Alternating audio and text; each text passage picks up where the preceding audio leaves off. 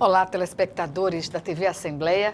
Começamos agora mais um Frente a Frente. Nossa convidada hoje é Janaína Diniz, ela que é psicóloga e psicoterapeuta e coordenadora do chamado Janeiro Branco, aqui em Alagoas, que está na sua primeira edição. Em nível nacional, já é o 4º ano consecutivo que é realizado e inspirado, acredito, no Setembro Amarelo, no Outubro Rosa e no Novembro Azul. Mas aí, doutora Janaína, eu agradeço antecipadamente sua presença aqui conosco no programa e falemos então sobre os objetivos do Janeiro Branco e que balanço se faz dessa atividade que é realizada pela primeira vez aqui em Maceió.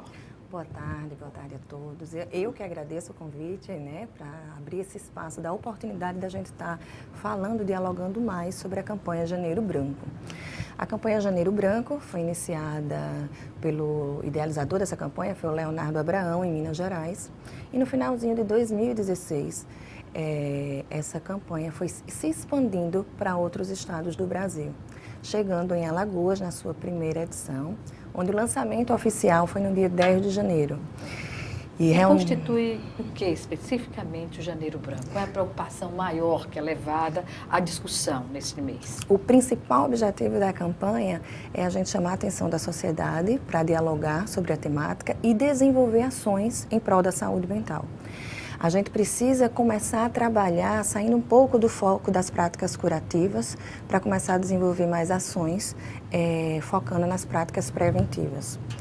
O que chama muita atenção é que as pessoas esperam deixar que a doença se instale, os sintomas se instalem para buscar cuidados. E a gente vem com esse movimento contrário. Não vamos esperar que isso aconteça para a gente deixar de falar mais em doença e falar mais em saúde mental. Pois bem, e nesse contexto da saúde mental, a gente sabe que há uma série de impedimentos que levam as famílias a só procurarem, como a senhora falou, ajuda psicoterapeuta, médica, a partir do momento que a doença está instalada e seus efeitos produzidos, criando inclusive o mal-estar familiar, a desarmonia no lar, no ambiente de trabalho, enfim. O que fazer para ficar atento aos sintomas, aos sinais da doença mental? É interessante, a gente nesse mundo muito pragmático, muito objetivo, as pessoas esquecem de olhar um pouquinho as suas questões subjetivas. Esquecem de parar e dizer onde é que dói, onde é que me incomoda, quais os conflitos, o porquê estou acarretando esses conflitos. Qual a minha responsabilidade nisso também? A gente observa, as pessoas fazem check-up, as pessoas cada vez mais valorizam a questão do corpo. É importante, sim, obviamente é importante, O ser integral, não existe a dicotomia, a dissociação de corpo e mente. Quando na verdade, existe até um excesso de cuidado com o corpo que deriva para a corpolatria, sim, não é? Sim, e a gente percebe que esse movimento não acontece quando se fala em mente, quando se fala em emoções. E a gente precisa voltar um pouco para si, olhar um pouco para dentro, trabalhar um pouco as questões introspectivas, porque a gente sabe quando incomoda, a gente sabe quando dói. A gente tem que parar com essa valorização de achar que isso é uma fragilidade, ou que falar em saúde mental é apenas associado a transtornos. Desequilíbrio emocional, todos nós temos. E é um transtorno, causado por alguma ação, digamos, comportamental, sim, na maioria das vezes, não é? Sim. E que pode, se ficar atento a esses sinais, pode evitar que o indivíduo, que a pessoa, mais tarde venha a amargar uma doença como consequência de algo que foi contido, não é? Sim, As doenças estão, na sua maioria, relacionadas justamente a esses descompassos emocionais. Exatamente. As doenças psicossomáticas, chega uma hora que o corpo responde, E responde através de todas essas doenças que a gente sabe que acometem. E a gente, nessa perspectiva, nesse movimento, a gente convida ao outro a não observar essas questões como fragilidade. Tem pessoas que, quando vai falar que tem depressão, tem uma enorme dificuldade em falar que tem depressão ou que tem alguém na família que está sofrendo com esse transtorno. E a gente precisa abrir espaço, é o que a campanha vem fazendo.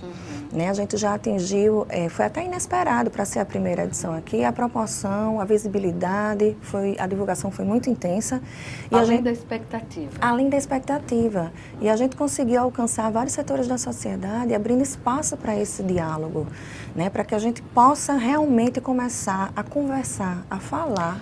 Doutora Janaína, há um componente de preconceito em relação a qualquer doença mental, distúrbio emocional, mental, que impede as pessoas de assumirem essa condição?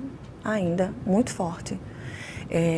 A gente sabe que teve um avanço, né, significativo. Hoje as pessoas procuram mais a ajuda do psicólogo, procuram mais esse apoio multiprofissional, interdisciplinar, mas ainda existe, na minha prática clínica, no consultório, a gente percebe isso, né? Alguns receios, alguns cuidados de horário, se o consultório está num lugar muito visível, para que ninguém saiba que está fazendo um trabalho com psicólogo. Para não cruzar com pessoas conhecidas, com pessoas, né? A cidade ainda é relativamente pequena e quem tem a condição de procurar um profissional ainda é restrito, não é algo muito ampliado para a sociedade, não é? E há essa preocupação. E há essa preocupação. Então, a gente, quando eu falo no diálogo, para a gente quebrar esses tabus, esses preconceitos, esses estigmas, né? E esse trabalho é um trabalho informativo, psicoeducativo, né? Para que a gente possa mostrar à sociedade que não tem por que esse preconceito, que esse preconceito é a causa de adoecimentos severos lá na frente. Então, esse trabalho é nesse intuito, né, da gente tentar, se não quebrar, totalmente minimizar essas questões das dores humanas. Das dores humanas, a gente precisa falar, porque muita gente silencia, muita gente cala, muita gente esconde.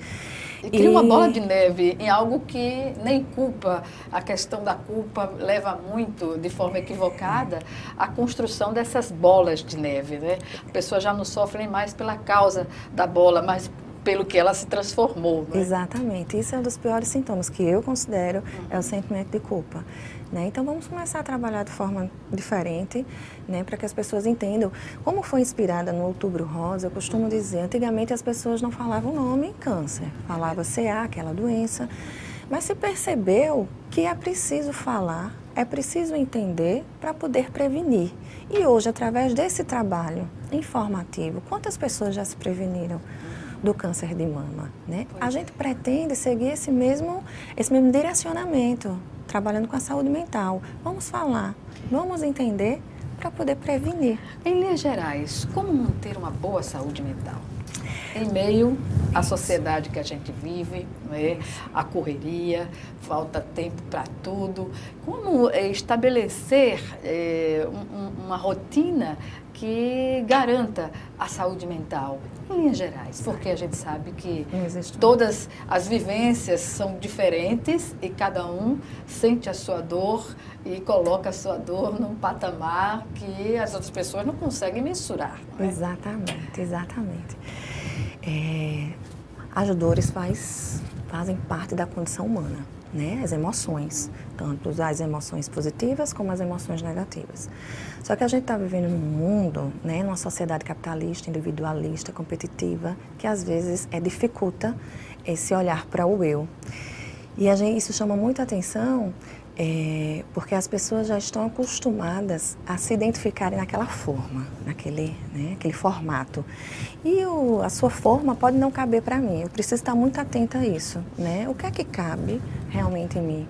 Eu não sou obrigada, né, a vivenciar o que o outro vivencia, eu não sou obrigada a ter o que o outro tem, né? Que hoje as questões estão muito mais materiais. As pessoas estão chegando num nível onde o ser, né, vai para um campo terciário, eu não diria nem secundário. Pois é. Então a gente precisa parar um pouquinho para pensar na nossa qualidade de vida, né? Como é que a gente está conduzindo o nosso dia a dia, né?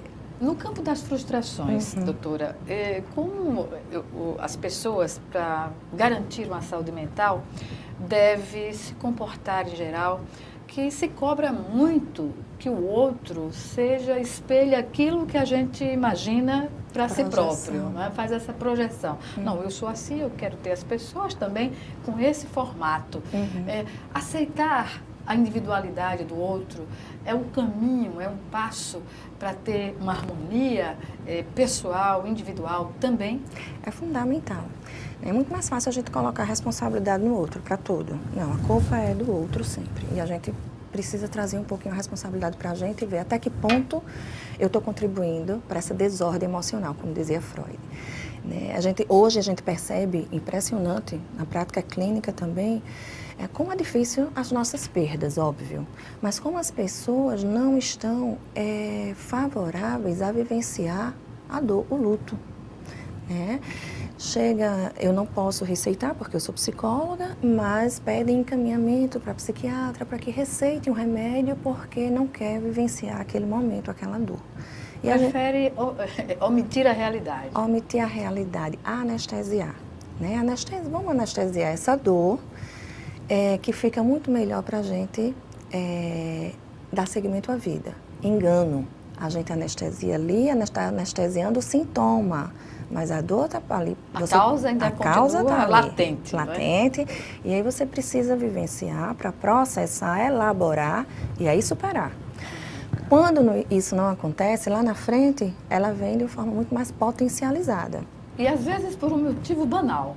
Não precisa ser algo para acionar esse gatilho, não precisa ser algo muito fortemente, não. Qualquer coisa é suficiente. Isso por causa da subjetividade, Talvez algo que eu enfrente com muita maturidade emocional, o outro não tem essa maturidade emocional para sentir, para vivenciar. Então, algo que para mim pode ser banal, para o outro não é, isso vai desencadear em futuras doenças, esse adoecimento. Então, a gente precisa estar muito atentos a essas questões. Pois é, no plano social, como podemos mensurar uma política de saúde pública que inclua, de fato, essa preocupação e a prática para o atendimento da população que não tem a condição de pagar, digamos assim. Exatamente. A campanha Janeiro Branco também vem chamando a atenção dos gestores para a importância tanto de serviços de psicologia, como qualidade desses serviços e como número de profissionais suficientes e capacitados para atender a demanda desses serviços. Não basta ter o serviço e não ter qualidade. Não basta ter o serviço e não ter profissionais em quantidades suficientes para atender a demanda que é gritante. Dentro das nossas ações desenvolvidas durante esse mês, tivemos em universidades, faculdades, escolas, comunidades, hospitais, clínicas, e a gente consegue ver a necessidade da população. Quando a gente começa com uma ação informativa, a gente vê diversas perguntas de onde buscar. Se não é ele, é um familiar. Tem pessoas dentro, inclusive, de um posto de saúde, não sabia que no posto de saúde tinha esse serviço. E lá foi informada sobre esse serviço e encaminhada a esse serviço. Então, essa campanha vem também nesse intuito, da gente chamar a atenção dos gestores para a importância de se trabalhar a saúde mental. Doutora Janaína Diniz, nós vamos chamar agora o nosso primeiro intervalo. E o Frente a Frente volta em 1 minuto.